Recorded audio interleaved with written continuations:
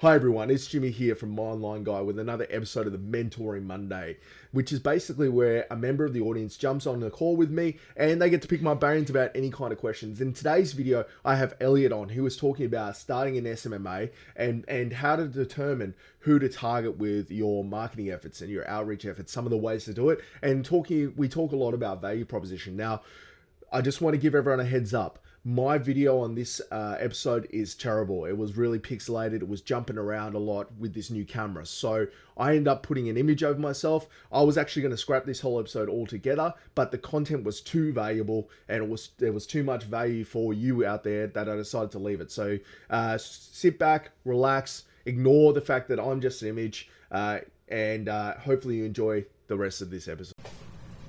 Hey everyone, it's Jimmy here from My Online Guy with another episode of the Mentoring Mondays. Got another gentleman here ready to jump in the ring, ask some questions. And, you know, the big thing is if you have some questions yourself and you'd like to jump on a call, if you're comfortable getting on camera, I'm happy to give you some of my time and walk you through some of my thoughts and you get all my attention. So Elliot's here today. He's got a few questions about, SMMA. So we're just going to jump on a call and have a chat. So what's been happening, Elliot? How can I help you? Yeah, man. So I'll give you a little backstory so you actually know like exactly what position I'm in. Perfect. And everything going on. So a couple of years ago in high school, I actually was running I had a couple six-figure e-commerce businesses, and those just fizzled out as a lot of them did back then, dropshipping stores, right? And struggled to make those work, so I just sold them both. And ever since I was a kid, I've always been drawn to entrepreneurship. I started my first business when I was in like middle school. And so I've always known this is the route I was going to go. But so after those businesses, I decided to get into web design. And because that was my favorite part of doing, the favorite part of the e-commerce business was actually just designing the websites. I really liked doing that. And I knew Webflow and I knew Figma and I knew all this designing stuff and all that stuff. But after doing that for a while and struggling because people, don't actually totally need websites to make money. And I learned that after I actually joined Imperium. I was doing that for a while and just really struggled with it, and joined Imperium and then kind of realized okay, well, obviously websites aren't totally necessary to make money, and I want my business to be something that is totally essential and totally helps, the client. So I shifted to, the average SMMA where it's just generating leads and generating projects and stuff like that. And I had a friend who I was really close with. I still am really close to them. His parents own a remodeling company, and they make big money with this remodeling company. And so I was like, dude, there's so many remodeling companies near me. This is perfect. I'll just, generate projects for these remodeling companies. And I made it this a really good offer that Bo and Charlie both liked. And it was, we'll generate you 1 to 3 projects per month, and for every $1 you spend with us, we guarantee you will earn 10 back. And we did that just by pricing the service as 10% of the revenue we generate. That was their payment. And so that pricing in itself guaranteed that every $1 that they spent with us, we'd earn them 10 back. And I talked to a few other people in the niche and kind of realized that remodelers don't need more projects. Most remodelers are actually slammed with work, and they actually experience the problems that come along with that. So they experience a shortage of employees. They experience scheduling problems. They have all these other problems that come along with having too much work and not enough workforce. And basically my offer was like holding up a bullhorn to a monkey, right? It wasn't getting through. Yep. And so that kind of made me realize man, different niches have different needs, right? And if you jump into this thinking the only way to do it is just to generate someone leads, it's just not going to work. So my problem right now on the stage I'm at now is, did you watch the mindset module of Imperium? I've watched portions of it. It's a masterwork, right? So it's pretty long and complex. But I've watched a portion of it, sort of working through it. Yeah. Okay, got it. Yeah, so basically I took 2 days and I just literally sat through the whole thing and took I took 17 pages of notes on this module. And one of the biggest things that I realized I was missing from my business was Charlie talks about goal constants. And basically, it's like the niche you're in, the problem you solve, and the solution you have. And he said, like, your income will be parallel to your understanding of those three things. And, like, my whole career, I kind of worked backwards through business. Like, I never really had a good problem-solving business.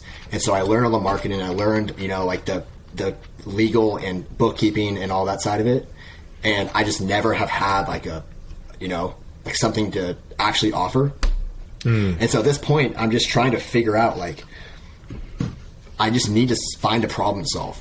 And it's almost like I want to help people. I want to solve these problems, but it's easier said than done. And I'm just trying to, like, figure out what problem to solve, because I feel like if I get a little fire, then I'm going to be able to, you know, pour gas on it and blow it up, because I have read tons of books in marketing. I could say, like, I have a really good understanding of that. I have an understanding of the internals of the business. I feel like I have everything I need, and it's just finding this problem to solve. And so, I really wanted to get your opinion on that. Yeah, it's interesting you bring this up, because this is where Charlie and I differ, and Bo, I suppose, to a lesser extent, but Charlie and I differ on some specific aspects. So this, I want to qualify this because there will be people from Imperium community group watching this. This is like an advanced level. I went through the course and it added an extra 40K to my agency, right? Like, so this is more like, you know, get some time under the saddle, then reflect on this part. But it answers the question you're talking about, which is like, okay, so like in the agency space, people are always looking for more work. So if your bias is naturally leaning towards only working with agencies, then the silver bullet is more leads, more inquiries, more sales, right? Because most agencies, they're desperate for more work. So as far as like Imperium and Charlie and everything approaching agencies, they're always going to want more work. So an offer to get people more work is always going to work. But if, especially right now in 2022 when we're recording this, you've got a lot of businesses that are just filled to the gills. They're 6 months booked in advance. Construction companies are booked 6 months in advance. Like, they don't necessarily need more work. Remodelers, project-based work, because there was so much money floating around the economy, they're all at the point where they're like, actually, I don't need more work. I need more capacity to do work, right?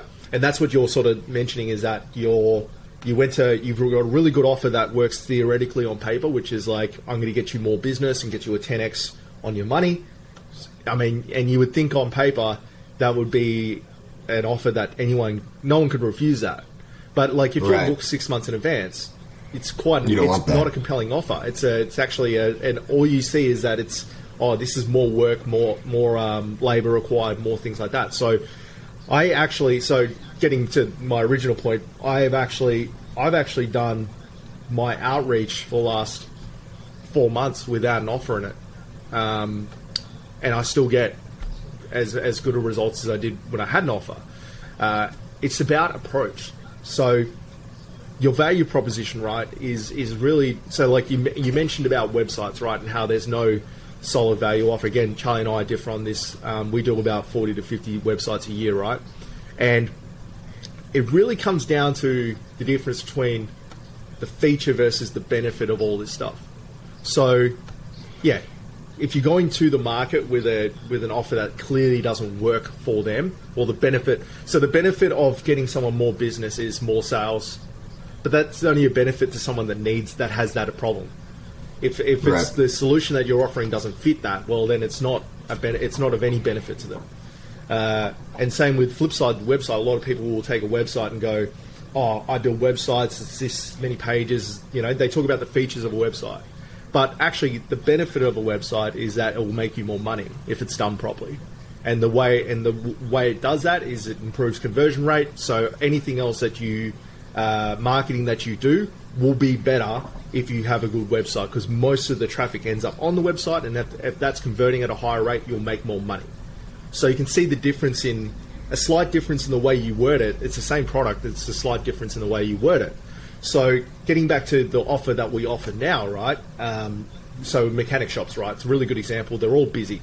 But the biggest problem they have that I've discovered is that their foundations aren't good enough. So you can get them 1,000. Like if I got them 100 leads tomorrow, they'll probably break their business because structurally they're not. They're already running inefficiently, and you throw just fuel on top of an inefficient process, it's just going to destroy it, right? So, right. My offer, there's no money back guarantees. There's no tangible dollar figure to it. I basically just go, I'm going to increase your net profit. So let me think about this. It's been a while since I've had to do it, but I'm going to reduce your workload, increase your net profit for the lifetime of your business. That's my offer. And the way I do it is I build a website, I set up Google Ads, and I set up automation. It's not because then it's like it ticks the box of like, actually these people are just, when someone says they need more employees, what they're actually saying is they are super stressed and they need help.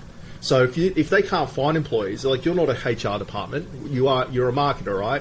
So the way you can help with something like that is through making them more efficient, so they don't need as many people on the admin side to manage, and then they can just focus on the labor. That might be one way to approach it. But the offer, having a compelling offer doesn't necessarily solve a problem.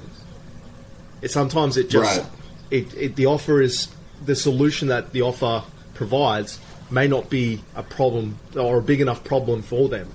Whereas taking a different approach and going, okay, well, these guys don't necessarily need more leads. What they need is more capacity to do work.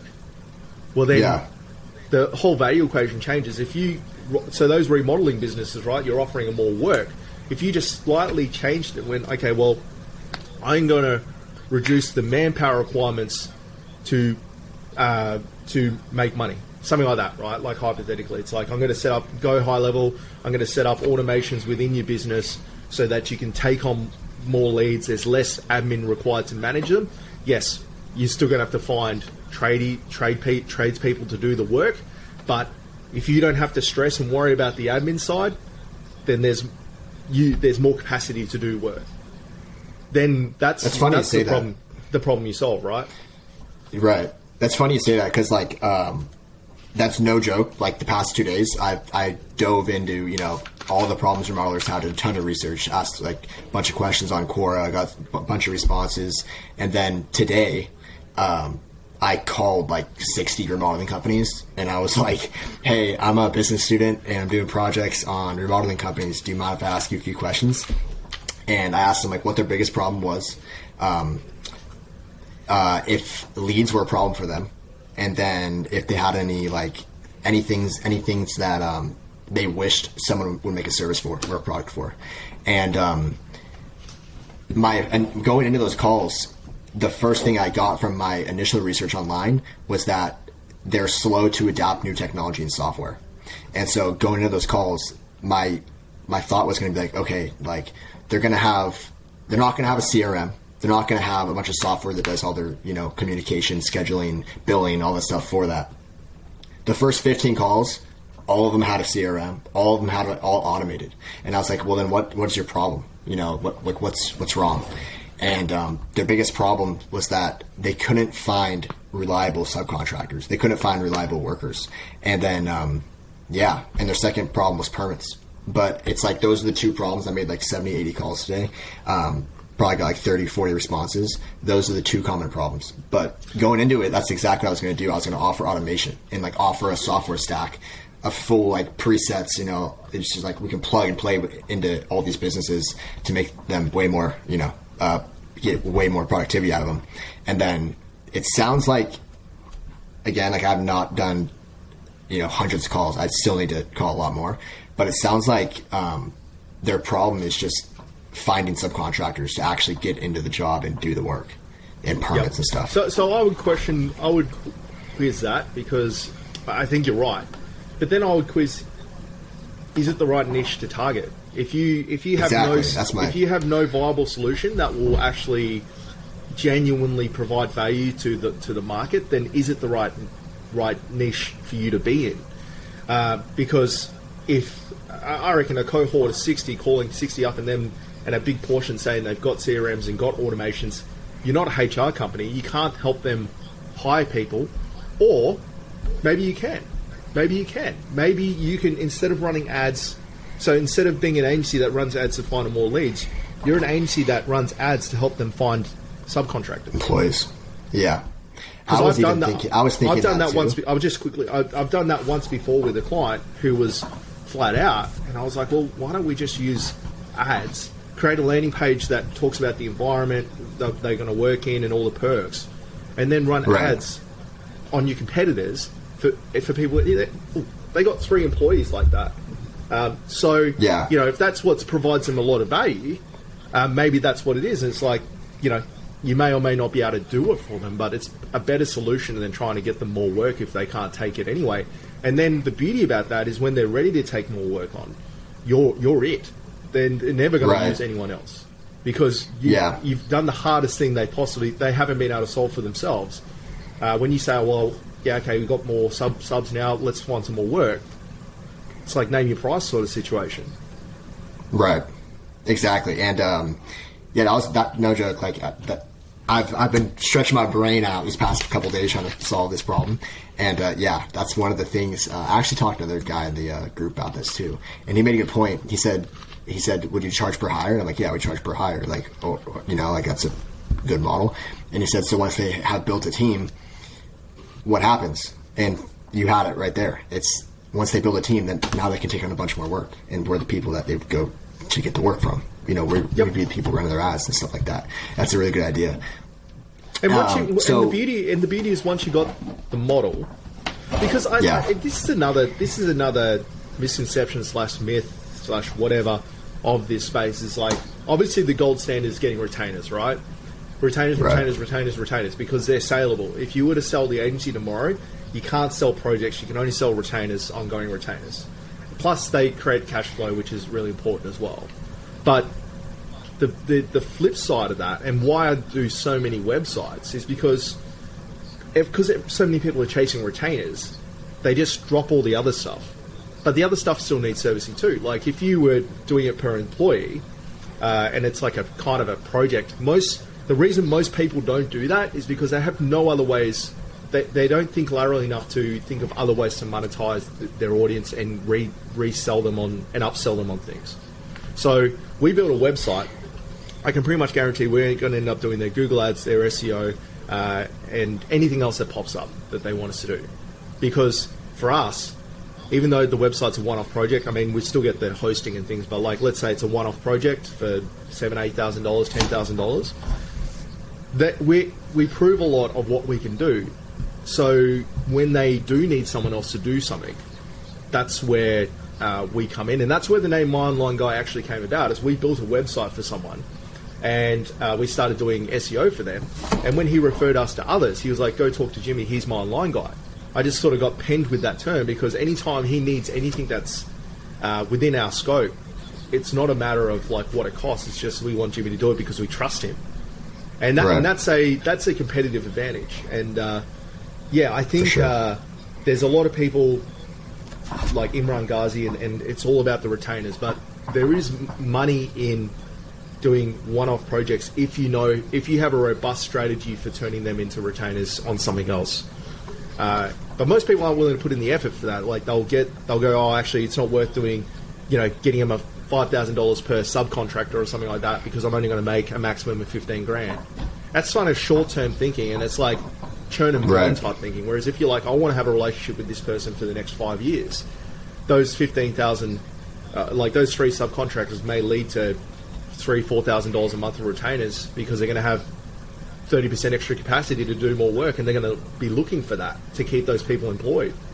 You can get into this trap of like that short-term thinking where it's like, oh, actually, it's not worth doing that because it's not a retainer. And it's like, I've got to try and work out a way to turn it into a retainer.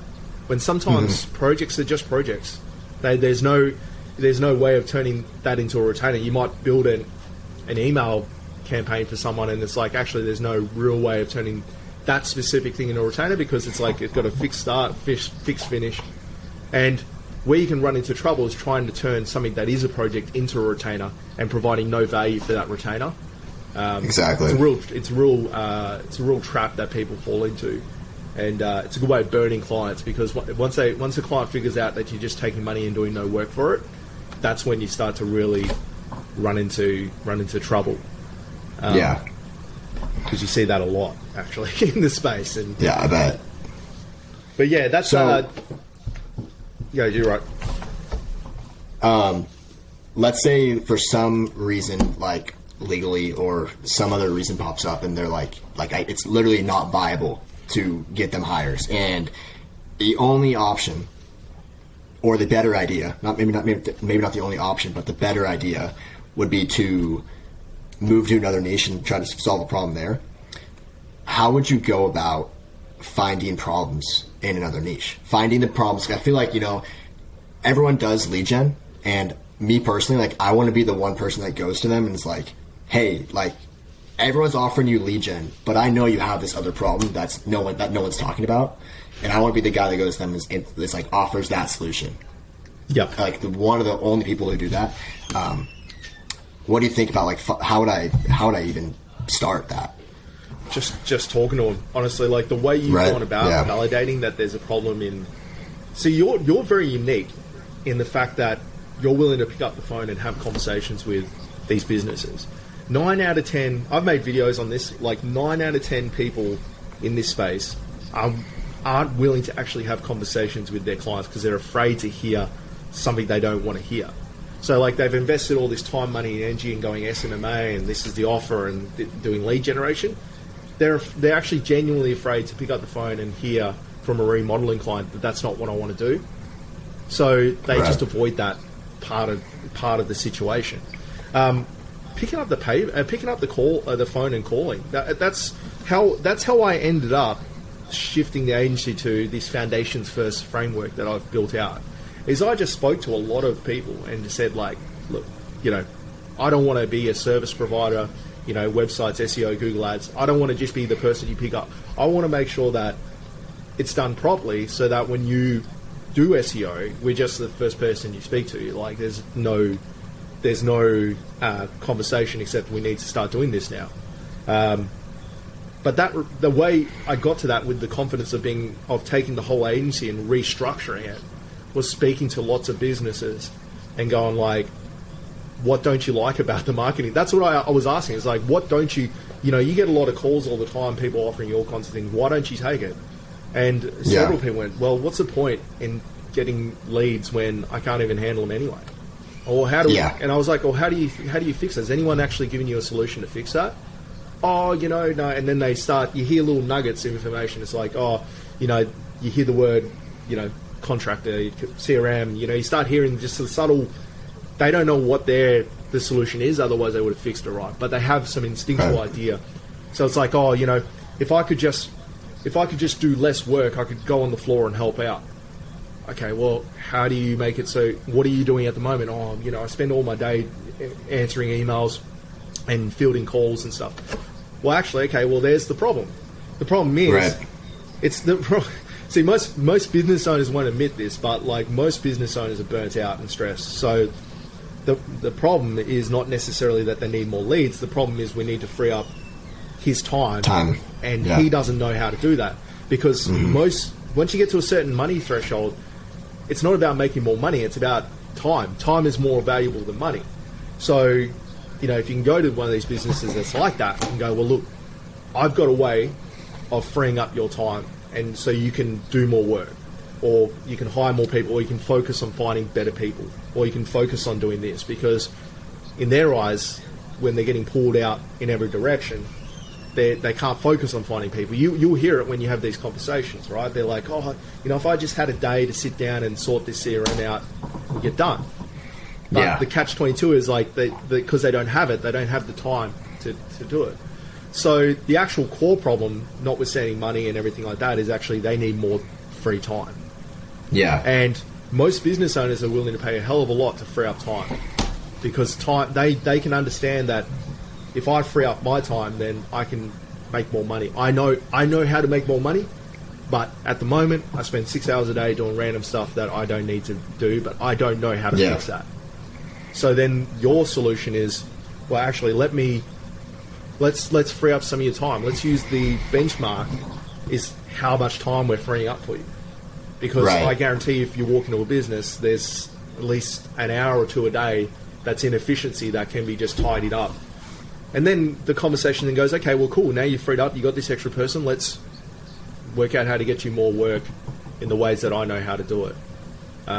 Because not everything can be solved, as you're finding out. Not everything can be solved with just putting more fuel on the fire. If you've got a business that's got a roaring fire already, they're never going to want more leads. And people run into this all the time, and then they try and force feed the one offer to them, force feed it to down their throats, and they get a no. And it's like, okay, well, I don't know. I have nothing else to offer except that. So let's move on to the next person. Whereas, I feel like if you had a solution to a genuine problem, then it's irrelevant. Like the niche is almost irrelevant at that point because there's a lot of business owners that face the same issue. And it's probably more predominant outside of the agency space because the agency space, you inherently know a lot of the efficiency that needs to be there. But if you've been a mechanic for the last 20 years and you've done everything pen and paper, and you're getting older, or you have an admin person that spends a full day doing that, and you know that there's ways of doing it more efficiently, okay, well then the value proposition then becomes, okay, well if we do this, then how much extra money is it possible to make if you or an admin person that has an extra free 8 hours a day? That could be time that's being used to find more staff. That could be time to work on other things in the business, keep customers happy. What's that worth to you? Then the conversation becomes about you being a trusted partner as opposed to a service provider, because then you're genuinely offering something that other people can't do a lot of the time. So that would be my approach, is like, let's say the industry you're looking at, the remodeling space, is not really the fit. Well, let's shift the focus, pick an industry that's around that, maybe a sub-niche like ceilings, or somewhere that that's a little bit harder to find the work potentially, or it's like a one-man band, or like a one-man band would be a really good example, a really good place to start, or a two-man band or a three-man band, because they're still doing the work. And if you speak to a lot of them are they basically get home, have dinner, see the kids, and then from about 7 till 12 at night, they're answering emails and fielding calls. Yeah. So, like, no one wants to work a 15, 20-hour day if they've been slogging bricks around for, 12 hours as well. Yeah. So, like, you can see where the value proposition is for them, because it's like, well, if I could make it so that you don't have to work, you don't have to do this extra 5 hours a day, what's that worth to you? Spending time with your family and your kids and stuff after doing a big day, or having enough capacity to hire a second person to help with that.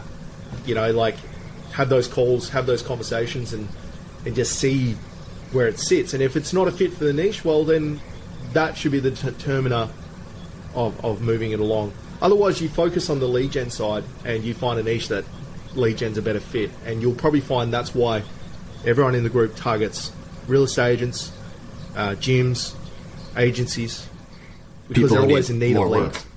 Yeah. And that's why there's so few people targeting mechanics, engineering companies and things like that, because it's not as black and white as running Facebook ads and they're happy a lot of the time. See, I'm like I said, like, I don't need to just do leads. I actually would rather prefer not to do leads, because everyone's doing leads. So it's like you said, like, so I guess it would just be a matter of finding, like you said, the exact 1 or 2 man bands that's actually slammed and who don't have time. Yep. Because I feel like maybe there's so many different niches with that same exact problem, right? There's so many different niches that have a 1 or 2 man bands that are just starting, that are slammed with work. So at that point, wouldn't it be like you're kind of going outside of, you wouldn't need to have a niche, right? Yeah, it's there's two. So, like, when I started this agency, I didn't have a niche. I kind of really don't now either, but, like, there is tangible benefits to working within a specific niche, and that is your processes can be developed for a specific niche. So the first client's always going to kind of be a loss leader, but then, so like the mechanics, right? We work with a lot of mechanics because we have a website design that converts really well. We have Google ad sets and Google ads that work amazingly well, and we have all the automation set up. So the first couple of clients where we were experimenting with this stuff, we didn't make much money, but now we take on a mechanic shop now, and it's a matter of going, okay, well, this, bang, bang, bang, in it goes, and it's done. And we know it works, and we're still providing genuine value because it's significantly better than what they had. So there is value to having a niche. It's probably not as big an issue early in the piece, 1, 2, 3 staff, but when you get to 10, 12, 14 staff, it's actually very expensive to do bespoke and new work every time, and it's why you'll find that bigger agencies niche into different niches. Because I got a mate that started general, and he now just works with dentists, and he is way more profitable than I am because he's able to hire like writers that are ex-dentists. He's able to find links that are, this is for SEO, find links that are very specific to the dental niche. He knows what they need. He knows the kind of designs they like. So the whole process can be systematized. At the start, I think this is another thing that people get too concerned about at the start, is they worry about their systems and processes and they don't even have any clients. It's like they use it as a way of procrastinating, keeping busy without actually propelling forward. Right. So I didn't worry about that stuff until it was actually a genuine issue for me, where it was like, actually, where we could be making way more money. So like, going from 0 to 1,000 or 10,000, adding processes won't make you go from 0 to 50. But like going from like 100 to 150, you need to like wheel back and fix all that. Yeah. But it's a lot easier to do that when you're making 100K a month than it is to do it when you're making 5K a month, where the ratio of what you're doing is mostly finding work and then a little bit of delivery. Now it's like almost all of what we do is delivery, and finding work is just a little part of that. So it's like actually that becomes our focus. So when I first started, almost everything I did was about generating revenue, because that was a proportion of my day was generating revenue. Now it's like service delivery and processes. I don't focus as much on the sales side because we don't need the volume to keep it ticking over. So I would be like, okay, I kind of know I kind of know what I want to do, which is like helping these businesses get more efficient, making their ROI by freeing up their time. Try and articulate what that value is in your head so that you can have these conversations. Try and build an offer around that, and even if your niche was like 1 or 2 man bands, parents with kids, something like that. That's a niche. That's a niche in itself. It's not a geographic or a work type niche, but it's a niche, right? Right. Yeah. These and the value proposition and the for them and the fears for them is like, oh, the kids are growing up without their dad or their mum. They come home and they spend no time. Their relationship suffers. That can all be quantified into a dollar figure if you work hard enough. So you can use that and go like, well, look, we work with a lot of smaller businesses, that live in the real world, their parents with children and stuff like that. And these are some of the things we've been able to do. We've been able to free up more time in their evening so they can spend more time with their children. Because if you came to me with that, like right now, got no problem with leads, right? Like business is not the issue. But if you came to me and said, oh, Jimmy, I've got a way of making it so you can spend more time with your children, I'd be like, okay, well, tell me what that's worth, man.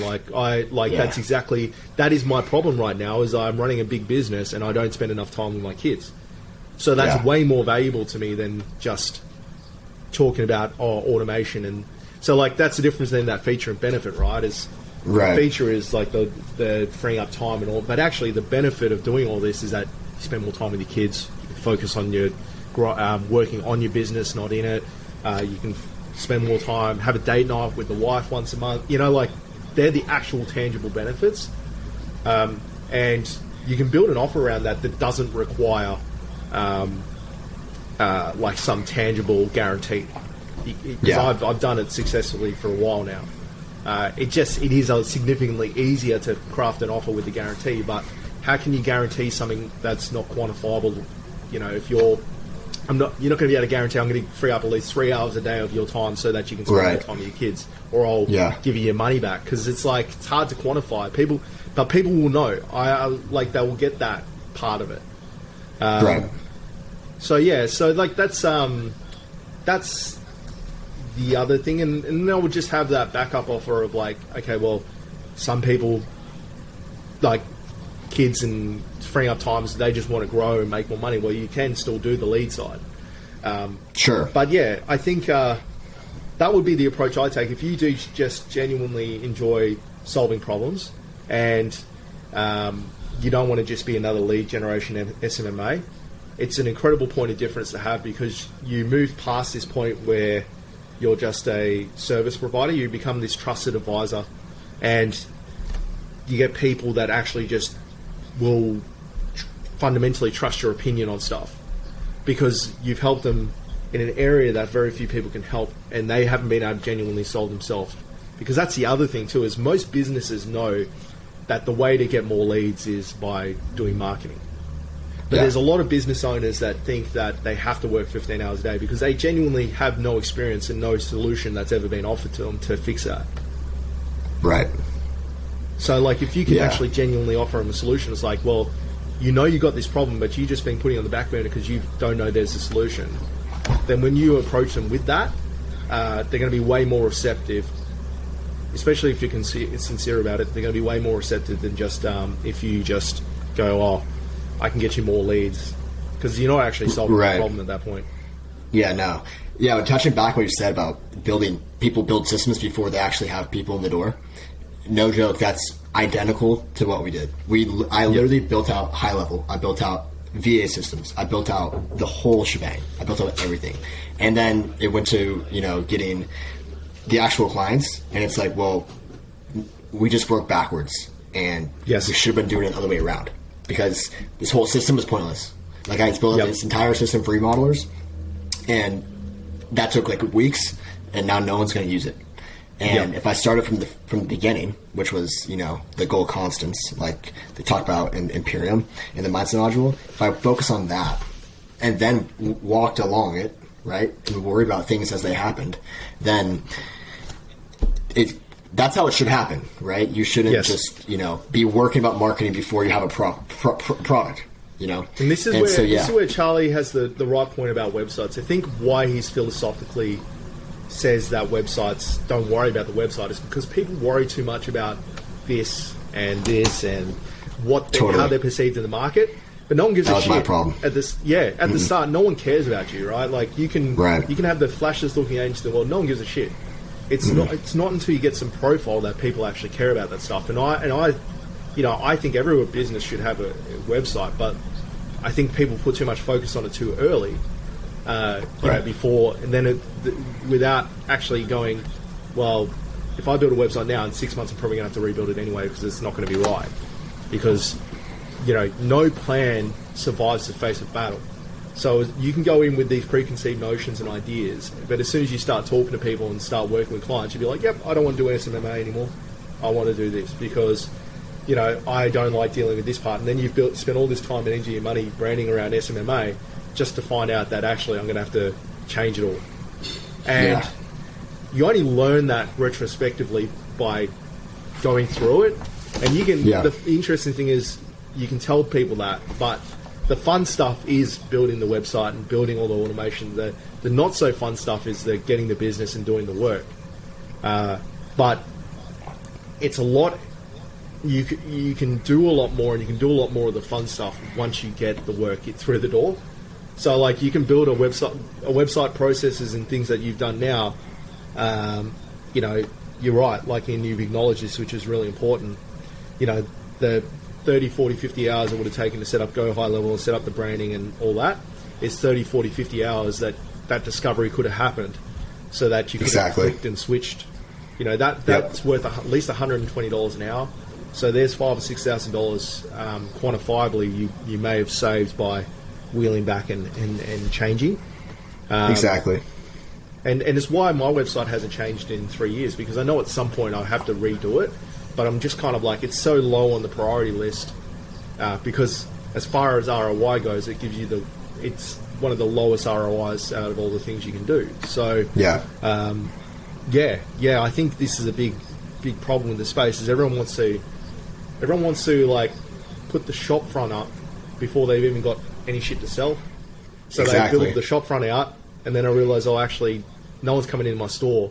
Yeah. So what's the point of having a fancy shop front and shop if no one's coming into the store anyway?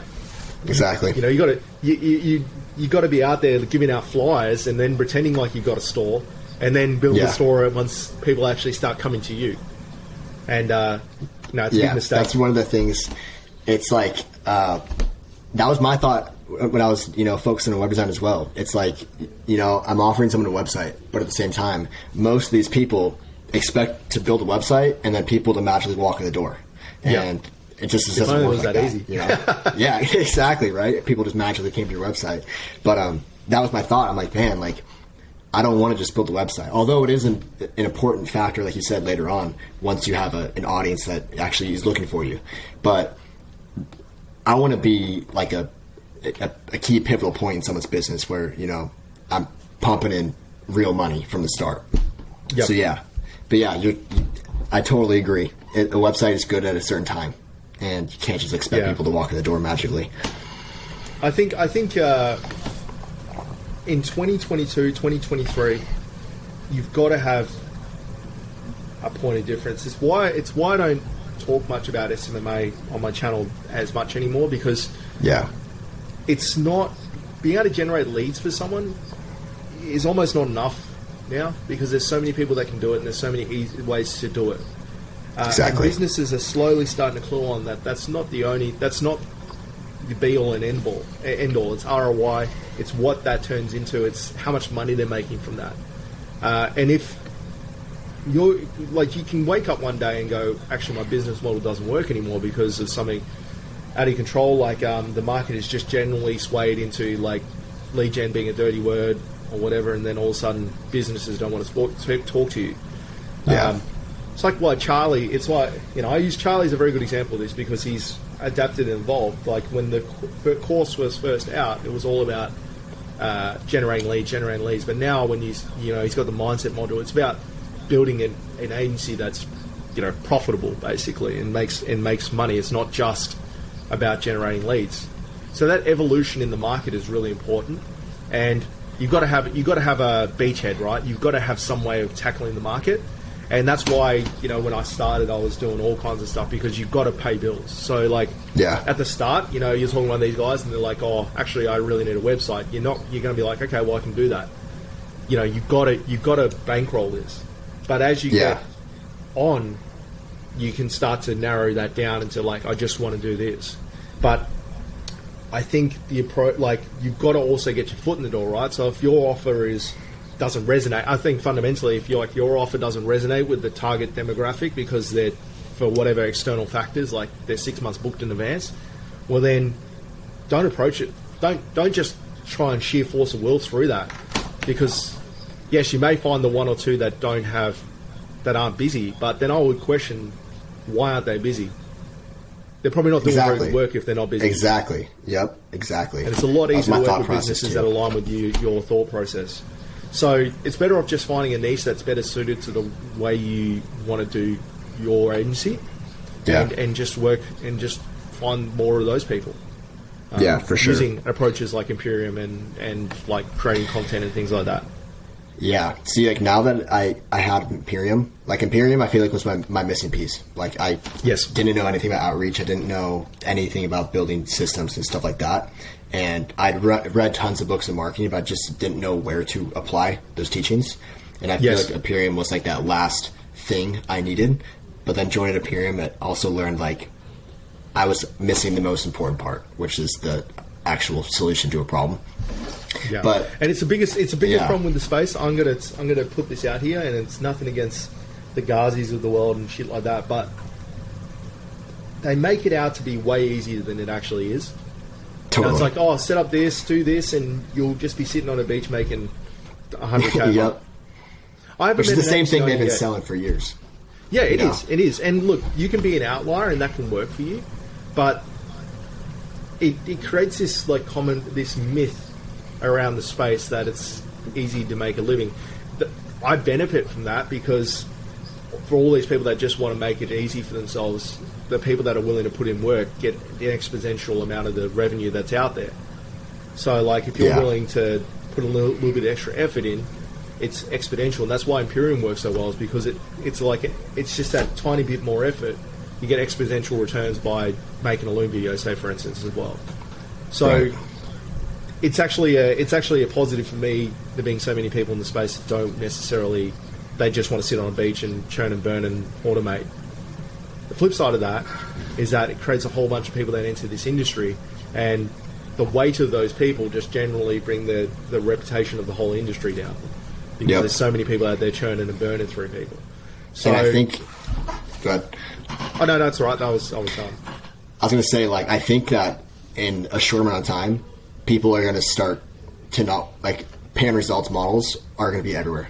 And, you know, percentage revenue models are going to be everywhere. And, like, your irresistible offers won't be irresistible offers because everyone's going to offer them. And so, like, I'm making an offer and it's like pay and results. Well, one, everyone else is learning this stuff as I learn it. So I'm not unique because everyone else is doing the same thing. And Charlie had a video on YouTube a few weeks ago, I think. He talks about saturation in the niche and how, you know, usually it's like a sea of people, right? And then if you make an offer that stands out, then you'll win. But at some point, like, the irresistible offer is going to be that sea of people, right? Yep. And so it's kind of like, what's the next step forward? You know, what's ahead? What's next? What are people going to do next? Because it may be some form of irresistible offer, but it's hard to tell. You know what I mean? Like, what's going to be next? And that's what I'm thinking is, like, what's ahead of the irresistible offer? What's ahead of it that people are going to start doing? Yeah, and it's true. Like, you know, when I started the agency, like, you kind of just needed to be able to get, you know, leads, and that was it. You know, like, if you could show that you can get leads consistently, you were pretty much home and hose. But the problem then becomes when everyone's offering that, people just become naturally dubious and go like, well, everyone's offering me leads. What else can you offer?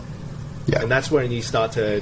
That's what starts to weed out. Honestly, it's what starts to weed out the weak from the strong, because you get to this inflection point where you don't know whether you're going to be able to do it or not, and at some point those people stop offering because they're like, oh, actually, I'm not comfortable offering this if someone's going to hold me to results.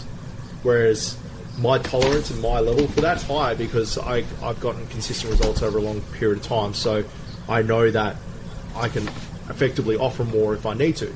My argument then becomes, why do you need to offer something in the first place? If you're genuinely solving a problem for them, then you don't necessarily need to have a guarantee-based offer. It does, like I said, it does definitely help, and I think everyone should start at that. But like, I don't think I've ever offered anyone anything except for when I first started Imperium, and then I had this sort of thought flow process, like, well, if I'm just genuinely solving a problem with conviction, and I can talk to them with conviction, and they trust that I have that, then I don't have to. And I think it's because the offers that I have are different to just generating leads. It's like about improving quality of life, or just So like with the mechanics, right?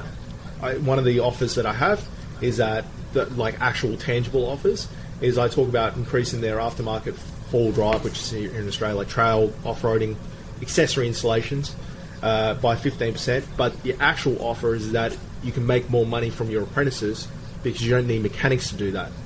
Anyone can fit accessories to a four-wheel drive or to an off-road vehicle. You don't have to be a qualified mechanic to do that. So the 15% is just an arbitrary number. What the value for them is they keep apprentices working, and they can make more money from their apprentices.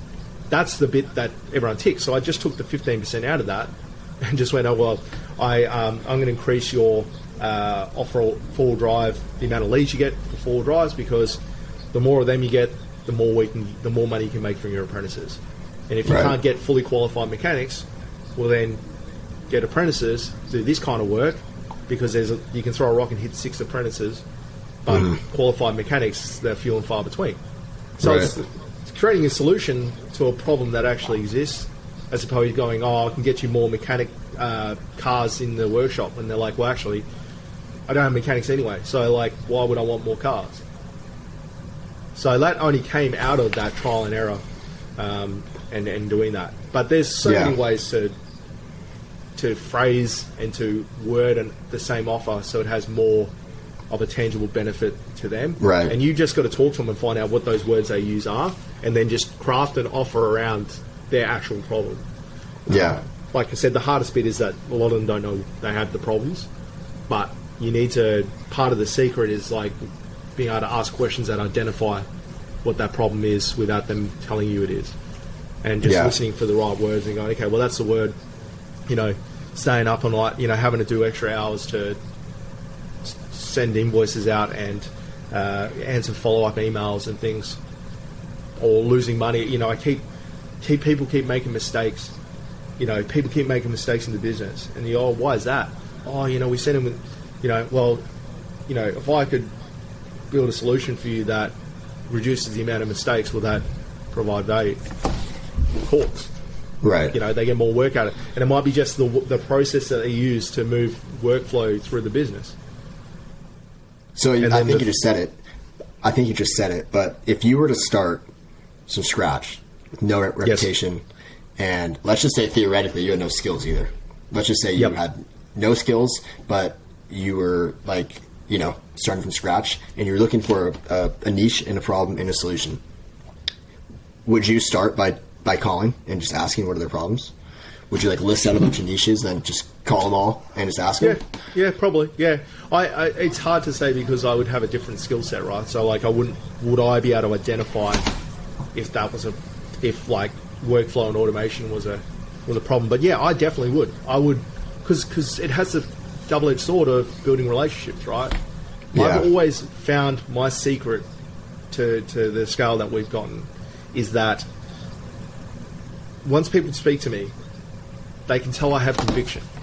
So I don't talk about things I don't believe in, because it's just a waste of my time, it's a waste of their time. So when I'm talking about that and they feel like I genuinely want to help them, eventually they'll tell me what the problem is. So that's where you can be at advantage. If you go in there and talk to these guys and go, look, we worked with a few mechanic shops now, and I just love the industry. Where are you? I know there's a lot of people that are offering you leads, but I understand that it's not necessarily what you need right now. If there was one thing you could fix right now, what would that be? That would make a big, massive difference to your business. And then just qualify and go, look, I don't know if I can help with that or not, but let me do some research and I'll come back to you with an answer. Yeah. Book a second call and go I know you don't have time to figure this out, but I want to find you an answer for this. Go and figure out an answer and call up and go, look, I've got the answer. I've sat down, I found it. I reckon if we did this, this, and this, I reckon we'll be able to free up, a couple of hours a day. It's going to cost this. Are we in? Yeah, that sounds really good. Because you've shown them that you're willing to put in the effort. Yeah. If you can prove that, it's so rare to find people in this space that are willing to put in effort that it's it'll blow them off their chair. That could be a really good entry point, is just being that guy that is willing to find the answers that no one else is willing to. Yeah, dude. It'll take you an hour to do some research and... Right. Yeah, and I definitely, I hate even saying it because I'd rather just show it, Yes. I'm definitely one of those people, and I know that, conviction, and especially communicating conviction, it can't be faked, No, you can't. It can't be faked. So if you go into it, I think that's why you say conviction is one of your strongest suits, is because it can't be faked. So when you go into the conversation with real conviction, like you said, it's way easier to sell them. But the only way to have conviction is actually trust yourself on delivery, right? Yep. And so that's one of the things you can remove that. You can remove that. So when I first got my first SEO clients, right, Chris held me to task, and I said, look, Chris, I theoretically think this is going to work, but I have no clients, right? So all I can promise you is that I'm going to work harder than anyone you've ever met to get us these results. And if it means that I have to work extra hours and stuff like that, I know that I'm able to do this. It just may not. It may take me a little bit longer. It may take me less time. I just don't have any reference point. And if you go to these businesses and go, look, I'm I know how to do this theoretically, but this is a journey we're on together. But if we have to adapt this plan as we go, I'm willing to do that if you're willing to do that. It removes all of that stress and concern you have about delivering, and it's more like actually we're just going through the motions together. It becomes like you guys then end up coming in cahoots with each other, and then they go from like you being a service provider to advocating on your behalf, because they kind of, it's very rare to see people bare their neck at the best of times, but let alone when you're negotiating and dealing with someone. So if you go and bare your neck and go, look, full transparency, I'm not trying to pretend to be more than I am. I know how to do this, but let's do this together. Like if we get like 2 months in, it's not going to work. Let's adjust the plan. Let's tweak the plan. Let's just communicate, and we'll get you to that point. How can someone say no at that point? Yeah, and that's the thing. It's like that's rare to actually find someone who's actually going to, commit that hard to it. But it genuinely scares me thinking about not being able to fulfill on a service that I've told someone I could do.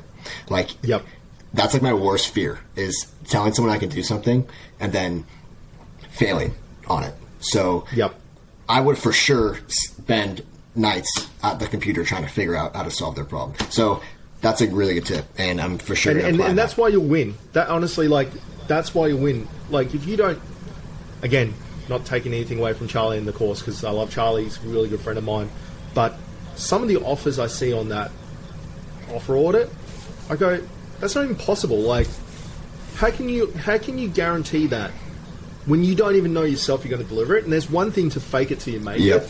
Yeah. There's another thing to just wholesale go and picking an arbitrary number in the air and doing it. Because I'm the same. I really am cautious. Because, in this industry, unless you're churning and burning through people, you're only as good as your last client. So you've really got to be protective about what you do, so that you don't drink the salt water and kill off your agency by just taking on a scarlet letter client. So the way you mitigate that is just by being truthful and honest with the person you're working with. Yes, you may have to take a discount on what you do until you get a reputation. So like now, I'm very confident in what we can and can't do, because I had enough, stepping up to the plate where I know what I can swing at. When I first started the agency, I had no fucking idea. So the way I mitigated that was by going, actually, if I don't know if I'm going to get these results, but if I be honest and transparent about that, he'll give me a certain amount of rope to hang myself with before it becomes untenable. Right. So, and as long as you go out of your way to communicate that, and then when you're doing it, you keep the lines of communication open, they'll settle for 20%, 30% less. All any of these businesses want when they hire a marketer is just someone to care about it as much as they do. Yeah. Like, it's a simple philosophy, but like all they want is someone to go, I want to find a marketer that actually just cares about my business as much, and will just do what's needed. Not just like a clear scope or whatever, but like they actually want to see it succeed, and they do it in a way that if the business owner knew marketing would do it. That's right. It's a huge point of difference, and it's a huge competitive advantage if you can do that with conviction. Yeah. Because there's a lot of people out there that actually don't do that. They don't care if a business loses money. They just move on to the next person. But if you actually genuinely get concerned, and that leads to bigger issues as you get bigger, because there's only so much, you can't scale that. But the first 5 or 10 clients, you only need to get the first 5 or 6 to build your reputation, and then you can start to tweak and adjust what that actually looks like. But you can't go into the market with no reputation and not put some skin in the game yourself to get those guys outstanding results. Because I understand that you're concerned, and when I did first started, I was too, like, about not getting results. But there's a way of qualifying this that makes it a little bit easier to digest. So let's say you took a client on and you said that you're going to help them with their automation and free up some of their time. Let's use leads. Let's say you're getting 50 leads a month, right? Because you can quantify it. Yeah. Then you get the client, you're like, oh shit, I don't know where to start. You have 8 hours a day, or 10, 12 hours a day, 5 days a week, 7 days. You have a huge amount of time to get them results. Now, if you have a client and you have actual data, do you think, not thinking 50 hours, you would learn pretty much everything there is to know about Facebook ads, and you have That's some true. test bed to experiment with? I've taken clients on where I'm like, with Google Ads, where I'm like, shit, I'm not getting them results. And then all I've done is just started YouTubing and Googling why it's not happening. And then I find the thing that clicks, and it's like, oh shit, I needed to do this. And then all of a sudden they're getting results. So it's almost like that uncertainty can actually be good. Because it forces you. Yeah. Yeah, it puts a timer on it, puts a shot clock on it. Like, you can't. Right. The problem you have when you don't have clients is you don't know what to learn. Exactly. So, like, you can learn Facebook ads, but it's all theoretical until you get a client, and then you're trying to set up their account. It's like, why can't I set this up? Okay, well, how do I set this up? Bang. That's one barrier that's removed. Oh, okay, you get results and they're getting a low click-through. How to improve click-through rate? Bang, learn how to do that. Test, theorize. Keep the client in the loop and go like, oh, look, you know, I have had some trouble with click-through rate. I've got a few things I'm going to try. Oh, thanks for letting me know. You know, oh, okay, now they're getting good click-through rate. Why isn't it converting? YouTube, why isn't my Facebook ads converting? Here's 3 or 4 things. Start diving. It's amazing how quickly you learn when you actually have someone to try it with. And if you actually give a shit, you'll get to the point where you get them results. It's just inevitable. It's just an inevitable part of having foundational understanding. And I spoke to Matt about this in one of these previous Mentoring Mondays. I said to him, only learn enough about the marketing so you can sell it. Everything past that point, learn when you actually get a client. But learn enough so that you can talk with conviction about it, so that you can actually get it over the line and know what it can and can't do, and then worry about delivery once you actually get it, and put a disproportionate amount of time and energy making sure you get results. And, you know, any possible question that's ever been asked about Facebook, someone's made a YouTube video about, or Google Ads or SEO, because I knew a lot about SEO, but I knew nothing about Google Ads. We got a Google Ads client, and I said to Cam in the office, I was like, okay, you and I are going to start learning about Google Ads. So we would just go through it, and I would argue that in the space of a month, I was probably better than like 95% of people that do it, because I was like, I need to have a foundational understanding of how this works. And now I can pretty much take on any Google Ads campaign and know that I'm going to get results. It might be tweaking what I do, and it might be learning a new way to do it, but I know what it can and can't do. And if I get a mechanic that wants to get leads, I'm like, yeah, I can get you leads. I know realistically what you're going to get. And then if I run into any problems, I know what I'm looking for to fix it. So basically, the service. Oh yeah. Basically, like, to summarize what I've been hearing the past 15, 20 minutes is, on your first couple clients, it sounds like approach them as yourself and not as we, like us as a business. Yes. Like, I will do this for you with conviction. Talk to them with conviction, and then take a risk on yourself, trusting that it's going to be a catalyst for your growth and to force you to learn the things you need. 100%. That's exactly what it is. Because, you know, if you came to... So, like, this is what people don't understand. When you're a good person and you put your neck out there, if you messaged me and said, oh, Jimmy, look, I'm not getting this guy results, do you mind just having a look for 5 minutes and seeing if there's something I'll see? If you approached 9 out of 10 people, I reckon 7 out of 10 would help you, just because it's like, you know, it's if you go in there bare your neck and without any preconceived notions, I can go offer some advice, and it might be the catalyst to starting that. I've never found the point where I've truly been stuck and gone, I can't deliver, because it starts with just not promising anything outrageous, but also just having good lines of comms, because, you know, there's been times where I've been like, actually I've overpromised, but then I've spoken to the client and reset their expectations and said, look, I think I was a bit ambitious. I think it's going to be this. Most people don't necessarily care that much. It's an arbitrary number. It's more like they just need to move the needle. And then you just say, look, I'm just going to keep improving this and working towards that number. But, like, we need to be realistic. You know, I've done this and this is why. Oh, that's cool. Thanks for letting me know. They've got other problems. Like, they're running a business. They don't care. You know, people get in this fear of, like, what people are going to say when they ring an email and whatever. But you're probably the least of their problems out of all the problems they have running a business. Not getting them 17 leads a month as opposed to 20 is probably the smallest problem they have. they're trying to run business, they're paying tax, they're paying staff, they're paying this. They don't give a shit. You know, like it's just like, thanks for letting me know. I'm going to focus on this now because that's a bigger problem. I think that's, you know, like you said, it's one of the biggest problems in Imperium is that the system Imperium has isn't wrong. It's right, you know? But the problem is people go into that system with no prior knowledge and they apply the teachings, and it's like, like you said, 40 to 50 projects, you know, in a month, and it's like with no prior knowledge of how to even deliver on that, guaranteed. And it's like, man, that system's perfect for someone that already knows like their numbers and knows how much they can deliver. But when I went in the program, I had no numbers, and I was like, well, you know, they said to use the just what's everyone else doing? It's a great starting point, which they said, and they're probably right.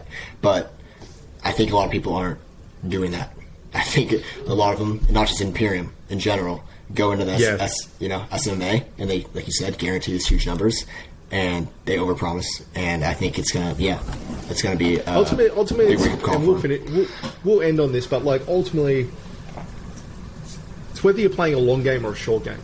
Yeah. If you're playing a long game and you want this to be a career, and you're building something that you want to grow sustainably and you want to develop into something where you have like myself, right? Like I've always built this, and I've said this in other videos, as a 10-year business, 15-year business. You know, it's not just something I'm going to do for 2 years and then turn it off. So there's other elements that you have to consider if you're doing that, and that is reputation, that is your track record.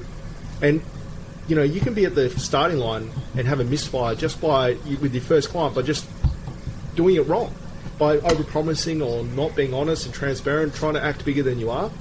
You can just have a misfire from the start. But I think most people's mentalities on that is like, oh, I'll just move on to the next one. I'll just move on to the next one. It won't matter. I personally think that's short-term thinking, because that shit has a way of wheeling around and biting you on the ass. Every time. You know, people talk to each other. People put two and two together. And eventually that stuff bites you in the ass. Next thing, someone's left you a negative review of 1,000 words going like how you, in great detail, have ripped them off. Exactly. And it's most time it'll be true. Yeah, and next thing you change your name. Like I've got 40, 50 reviews, they're all good. Yeah. You know, it becomes a self-fulfilling thing if you do it properly. But if I had taken those first 3 clients and I had just been... I made a video about the email I got about how the content wasn't good enough, and the client basically chastised me. And it was one of two ways. Either I take it on the chin, apologise, move on, fix it, or, you know, just like slowly wind the relationship down so they don't deal with me again. The series of events that happened after that set the trajectory of this agency, which is where I spent 20 hours fixing the content, apologised profusely.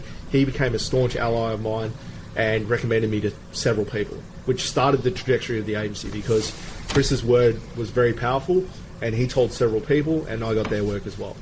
And so I'm curious, was he right about the content? Yeah.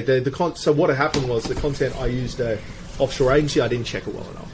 So it was like there was grammatical errors and spelling errors. And I said to Chris, I was like, yeah, I dropped the ball here. Like, I should check this better.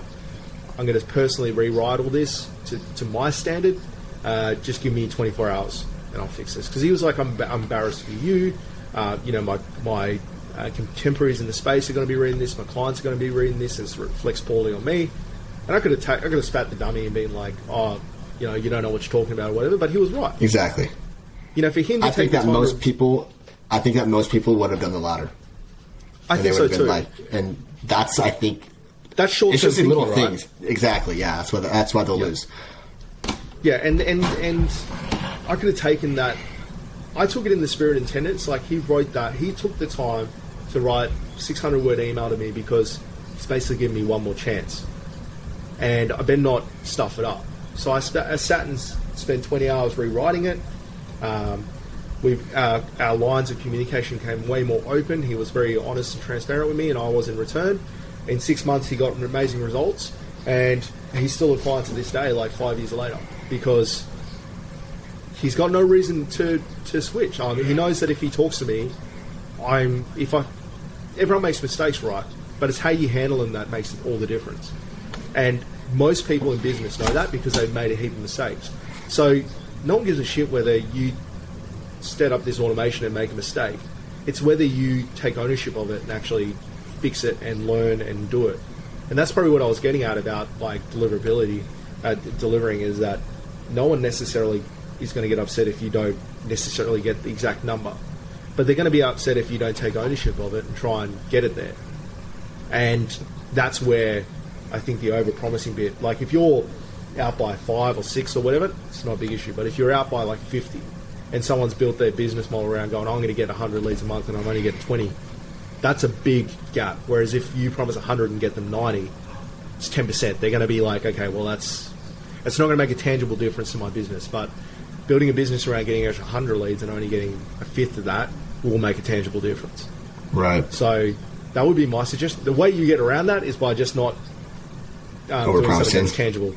Yeah. Just go like, we're going to improve your quality of life, say for instance, by improving your automation, because it's a binary thing. You either get the automation and it works or it doesn't. Right. So there's no like goal. The goalposts are you either kick the goal through the middle or you miss either side. Yeah. And I think like the beauty about that is it's easier to achieve. Yeah. And I think like the biggest thing is like remembering like one client is definitely one client, you know, like especially at the start, like your one client is like everything. And I think it's easy to get mentally wrapped up in that. But, yeah, so the underlying message that I'm getting from this is genuinely want what's best for the customer. Yep. And communicate that. If you use that as your guiding north, yeah, it comes full circle. You start to hire people that actually have your best interest in heart, because you do that with conviction. It rubs off on the people you work with. So, like, I have a whole team they have our best interest at heart. They may make mistakes, but I know they're not doing it intentionally. The clients you pick up are better clients because they are probably instinctually like that as well. They provide good value and good service to their clients, and they expect that in return for people that work with them. So, like, generally, the values you project into the market will attract the people with similar values. And it's why I pick up a different type of client than a lot of my contemporaries in the space, because I attract down-to-earth people because of the way I dress and the way I talk and everything. It attracts a certain type of person. And those are the people I want to work with. I want to work with someone that has similar values to me, not conflicting values. And it's easy to say, as you get further along, the first couple of clients, you know, there was misalignment, but you got to pay bills. But if you build your whole business model on just taking on whoever will pay you, you get to this inflection point where the money is secondary to quality of work and keeping the team busy and automate. And then it becomes a hell of a pain in the ass when you have to worry about people churning through because your values don't align. A lot of times, clients don't stay with people because the values don't align. Either the way they communicate doesn't align with the way they want to be communicated with. Right. They don't trust you. So, like, I have no churn here because all the people that we work with trust and we have aligned values. So they have no need to, it's actually riskier for them to leave us and find someone else that they don't know than working with us who they know and they trust. Yeah. So it's a lot easier to run an agency when you know you're not going to wake up in the morning and see 6 clients leave. Exactly. And yeah. That only comes with providing genuine value, being sincere, and having people that align with your values and attracting those people. So yeah, that's what I would suggest is just go to market, be in it, try and find an actual problem that needs a solution, and then just work. Give that first person the concierge, girlfriend experience that no one else is going to get. Slowly taper that off as you get more clients, but give those first couple, because they'll set up the agency. If you find the right person that has a big mouth, generally people surround themselves with people that are like themselves. So, they're probably surrounded by people that are all working 15 hours a day. And if you're the saving grace to them, next thing you've got those other 5 as well. Yeah. So that's why we haven't had to do any paid ads. And we're at 1.4 or something a year now, and it's no paid ads because you do good work. People tell other people, and then you just work out ways to amplify that message.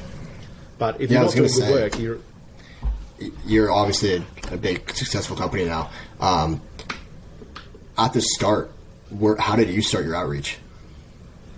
I didn't have any outreach till I started with Imperium. To be fair, I just made these videos, live streams, talking about that. I basically used any way I could talk. I could convey my conviction when talking about marketing is what I did. So that was networking. That was live streams. If you go back on my Facebook, I got live streams from like 2019. Same principle, same Frothy Fridays. Just I spoke about different things, but I used to make full 20-minute Loom videos for people. So like I would reach out to someone and I'd make them a 20-minute video on everything they could do to fix what they're doing at the moment, knowing full well they were never going to do it. But it gave me a way of providing value with conviction, so that it minimised the risk of them using me.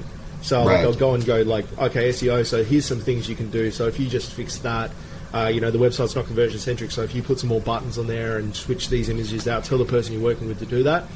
I probably had a 70% conversion rate on those videos early in the piece, because they get this guy that's going out of their way to try and help them without any pitch or any guys. And all I would do is I would follow them up on Messenger, go, oh, did you get a chance to watch the video? As soon as they watched it, they were like, oh, Jimmy, we need to talk. Can you fix all this for us? So, I don't do that now because the model's different, but like that was the way I did it. Like that was my outreach, was just going, well, I have time. I didn't have money, I had time. So like, okay, well, let's use the time to generate revenue. Once that flipped, I then started doing more outreach, automated ways. But again, it's about doing that a little bit more than everyone else. Yeah. And, so your secret weapon is conviction. That's what it sounds like. Yeah, 100%. Yeah. I reckon if I wasn't in marketing, I could run a pretty decent cult.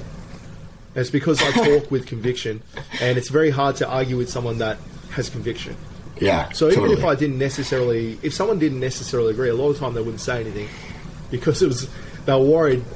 They would second guess whether they were right or wrong. Yeah. And you're so convicted. And like, yeah, because I have conviction. It's not hard to really believe in what you're doing, but it's hard to fake that, like you're saying. So as I would learn things about SEO and Google Ads, I would just start making videos about it. So a lot of my first Frothy Fridays are talking about new concepts in Google Ads. They probably weren't new concepts for everyone, but for me they were. So I would just talk about it, be excited about it. I'd be talking about like how this changes things for people. Website audits. So I just pick a random website on the internet and just break down the things that I would do differently. That's how I got my biggest client. Is I just picked a really big business and just wrote their website down, sent it to them, and said, "Oh, look, here's some things you can do." I got the content from it, and they said, "Oh, that's really good, Jimmy. Can we have a meeting about this?" And we're still working with them today. So it's not hard, and you just sort of pitch the content around the flavor that you want to approach. So it might be like, ways people can automate, talk about go high level, talk about things like that, talk about websites, talk about how you get a lead from a website and turn them into something that doesn't require someone touching it. Right. The biggest thing with it is people are afraid to think people don't know what you're doing. So a lot of people don't create content because they're worried people are going to think that they're dumb and they don't know what they're doing. But generally, the people you're talking to know a lot less than you. Yeah. And secondly, they're worried someone's going to call them out on things about it not being right or whatever. And the way you remove that is by having conviction when you talk. So, Charlie, for instance, is like a lot of reasons his videos hit so hard is because he has conviction, like he truly believes in the process and he truly believes in self-development. So it's when he makes a video about like burning out, it's hard not to go, I believe every word he's saying. Right. Because he's got so much conviction about the mental side of running a business and mental health and stuff that it's impossible to sit there and question it. And same with the Imperium approach. It's like, I'm sure he has a lot of detractors out there, but they have so much conviction about making it better and it being a superior system and everything else, that's hard not to, run with that. Yeah. Yeah. And how many agencies out there just have no conviction in what they have, no belief in what they're doing? They're just doing it to make money. Yeah, exactly. That's like most of them, right? Huge point of difference. Yeah. Yeah. So, so it's a bit there. Obviously, I've got to go on with it, but there's a bit there. And I think the conviction part is the secret. And you can make the rest of it work around that. And it's a very you know, if I go up against someone, like if I do a proposal and I go up against someone that I know is just doing it for money, I can almost guarantee I'm going to get the business. Yeah. Because they won't be able to articulate it well enough where the person actually genuinely believes that they've got their best interests at heart. Yeah. I feel like that's like my biggest problem right now, because I feel like the conviction's not a problem. Like my whole life is centered around my goal, everything. Yes. And it's like I couldn't be more set on doing this. I couldn't be more committed to it. And I feel like my mindset's right. I generally want what's best for these businesses, and I feel like I'm pretty lined up with everything you're saying. Now it's just a matter of getting those first people, and like I want to get them so bad, because I feel like exactly, dude. Once I have, I want to be able to go into a relationship with that conviction, because I feel like it feels good to be able to go in there and just have genuine confidence in yourself. Yeah, man, I just feel like I'm so close. You are, and like there's a big gap between. It feels like there's a big gap between where you are now and getting those first couple, but actually, once you get those first couple, the gap's actually minute. Like you are this close. I think even acknowledging that you don't want to do it, like you kind of want to swim upstream to a certain extent, is a point of difference. It doesn't matter if you're building websites or doing SEO or whatever. That's a big enough point of difference in this market that you'll get people that want conviction. Because if you have conviction and you have beliefs and you have strong beliefs, you can pick it in other people. So when you're talking to clients and they're picking between you and some other dude, they'll generally pay a premium for the comfort that you give them by going, well, shit, I don't know if I'm going to be able to get this exactly the way you want it, but I'm going to bloody try hard doing it. Right. And I'm going to give everything I can to get us a good result. You know, people pay for security, and it's why I'm able to charge a lot more than you're able to charge, because I offer a certain level of security that someone that doesn't have a reputation in the space doesn't have. Yeah. But you can also charge more than someone that's just trying to make money, because they'll do anything for it. So, yeah, I think you are close, man. Like I said, just try doing the looms, but also just try and pick a few businesses and do a little bit extra in regards to a video. Just go and pick the guts out of their website or something, and really pitch it around. You're not trying to sell them anything. You just came across it and you thought it would be valuable. Really commit to thinking of ways to articulate the conviction and value without sounding salesy. So whether that's doing a live stream, whether that's or being consistent with posting a live stream. So the reason I did like doing lives as opposed to real videos, which I've only just started doing it, is because you can it removed the barrier to entry to doing it. I literally just turned Facebook Lives on, pressed a button, started talking. So like I didn't have to worry about whether people were watching it or not. It was just about showing up and doing it. And I've had people that ended up as $50,000, $60,000 deals. I watched something that I made like a year and a half ago. It just happened to find them, and it took 2 years to find them. But if that content wasn't floating around the internet, then it wouldn't be doing that. So the one thing you have right now that you have a clear advantage over me is time. I don't have time. So you have a clear advantage over that, and I would just use that time for any way of providing value without any expectation of return and generating inquiries. Everything else, the service delivery, that kind of stuff, learn enough just to be able to sell it, but don't worry about the rest of it. Pick it up as you go. Okay. Got it. Well, dude, I appreciate this call. I've never had someone clear as mud. Talk to me one-on-one before. This is like my first time ever being mentored in any way, shape, or form.